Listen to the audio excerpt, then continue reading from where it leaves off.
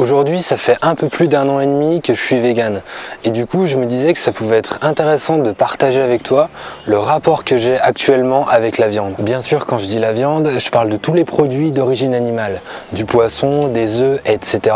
Mais je voulais insister sur la viande parce que c'est très lié à la pratique sportive. Je pense que c'est ce qui symbolise le plus la protéine animale dans l'esprit de la plupart des gens, sportifs ou non sportifs. Donc clairement, est-ce que la viande me manque?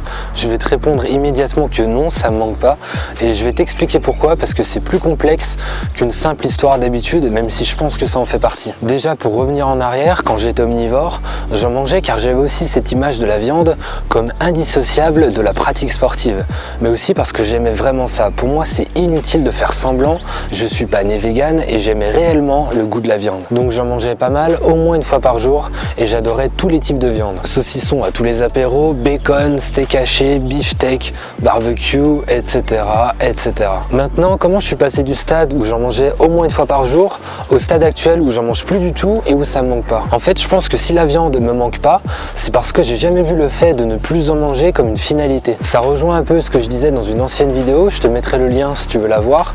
Mais en fait, si tu veux, je me suis jamais dit que j'allais forcément devenir vegan. Je me suis jamais dit que j'allais forcément arrêter la viande, arrêter le poisson de manière définitive. D'ailleurs, même actuellement, je sais pas si je serai vegan toute ma vie. Ça peut te paraître inconcevable que je dise ça, mais en fait, je vais t'expliquer un petit peu mieux. Au fond de moi, je sais que je mangerai plus jamais de produits d'origine animale. Je le sais parce que c'est très profond, en fait, c'est en moi, et c'est bien plus important qu'une simple affaire de goût. C'est une démarche philosophique qui m'a amené à devenir vegan. C'est très profond pour moi, et je sais même pas si je pourrais te dire un jour ce que je ressens. Je sais même pas si je pourrais en parler en vidéo, car c'est quelque chose de spirituel, et je sais pas si j'arriverai à mettre des mots sur ce que je ressens. Et en arrêtant la viande, le poisson, etc., plutôt que de me dire ce sera toujours comme ça, je mangerai plus jamais de ça et de ça, je me suis dit dans l'état actuel des choses, je peux pas en manger. Un peu comme une démarche au jour le jour. Et ce qui se passe, c'est que les jours s'additionnent. Les jours deviennent des semaines, les semaines deviennent des mois et les mois deviennent des années. En arrêtant la viande, le poisson, etc., je me suis pas dit il faut que j'arrête d'en consommer, il faut vraiment que je le fasse.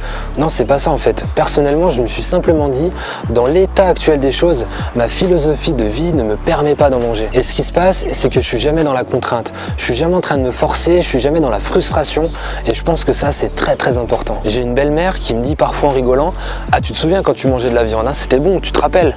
Bon, c'est un humour un peu spécial, je te l'accorde, mais j'entre pas dans son jeu personnellement et je lui réponds « Bien sûr que je m'en rappelle. Je vois pas pourquoi je mettrais cette époque de côté, bien sûr j'en ai mangé, mais j'avais simplement pas les informations que j'ai aujourd'hui et j'avais pas la même philosophie de vie. » Elle s'imagine que c'est une frustration pour moi, que ça consiste à mettre de côté des aliments dont j'ai profondément envie, alors que la réalité c'est qu'il s'agit simplement d'un choix, un choix qui n'est pas un engagement écrit, un contrat signé, mais simplement un choix de conscience. C'est pas un enfermement pour moi, c'est une libération. C'est m'être libéré d'une contrainte mentale de devoir manger quelque chose qui ne correspondait plus à ma nouvelle manière de penser. En fait, maintenant, si on me propose de la viande à un repas, c'est comme si on me proposait de la terre. En fait, c'est une nourriture qui est pas du tout faite pour moi. Je peux plus me projeter en train d'en manger, car c'est une nourriture qui n'entre plus dans ma conception globale de l'alimentation. Car inconsciemment, je sais ce qu'il y a derrière et je peux plus en manger, c'est sorti de ma vie, c'est devenu normal pour moi de plus en manger. Pour en arriver là, j'ai mis quelques mois, j'ai réduit progressivement la viande, mais je me suis pas dit pour autant que j'allais forcément devenir vegan et que j'allais le rester pour le restant de mes jours. J'ai simplement réduit ma consommation et j'ai regardé ce qui se passait. Et petit à petit, j'ai franchi des étapes sans penser forcément à la finalité, jusqu'à ce que j'arrive à ne plus consommer de produits d'origine animale. C'est pour ça que la viande me manque pas, c'est parce que j'y fais plus attention, car ça n'entre plus dans mon cadre de vie. Je pense même qu'en raccourcissant, j'avais commencé à t'en parler avant, mais j'en mange plus parce que pour moi, je considère plus ça comme de la nourriture. Je peux plus inclure la viande, le poisson, les œufs, etc. dans le tableau des aliments. Et je pense que j'y suis arrivé parce que j'ai écouté ce que j'avais au fond de moi. J'espère que cette vidéo pourra aider certaines personnes. Je comprendrai que t'es pas la même approche, t'es pas la même philosophie, mais je me dis que ça peut aider certaines personnes qui sont en phase de transition, qui veulent devenir véganes, ou des personnes qui sont devenues véganes, qui sont devenues même végétariennes, mais qui sont remises à manger de la viande, etc. et qui comprenaient pas pourquoi. Le conseil que je peux donc te donner, à toi de voir si ça va te servir, mais c'est plutôt que te demander si tu vas manger de la viande dans un mois, dans un an ou dans 10 ans ou pour toute ta vie.